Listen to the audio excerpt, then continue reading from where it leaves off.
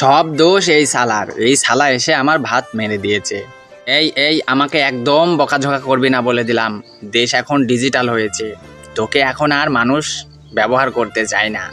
এখন বাজারে চলে এসেছি আমি, দাম একদমই সস্তা আর আলোও বেশি, মাত্র 100 টাকা। হ্যাঁ, একটা কথা ভুলে যাস না, এই তোকে যে এখন বানিয়েছে না, সে কিন্তু আমার আলোতেই পড়াশোনা করে অত বড় হয়েছে। কে বানিয়েছে সেটা জানি না, কিন্তু আমার আলো বেশি, তাই মানুষ আমাকেই ব্যবহার করে। হ্যাঁ, তুই শালা একটা অকৃতজ্ঞ, কোথায় আমাকে একটু প্রশংসা করবি তা না। হ্যাঁ, তোকে প্রশংসা করতে আমার বইয়েই গেছে, আমার তো কাজ কাম নেই, তাই না তোকে খাইয়ে দিয়ে প্রশংসা করি।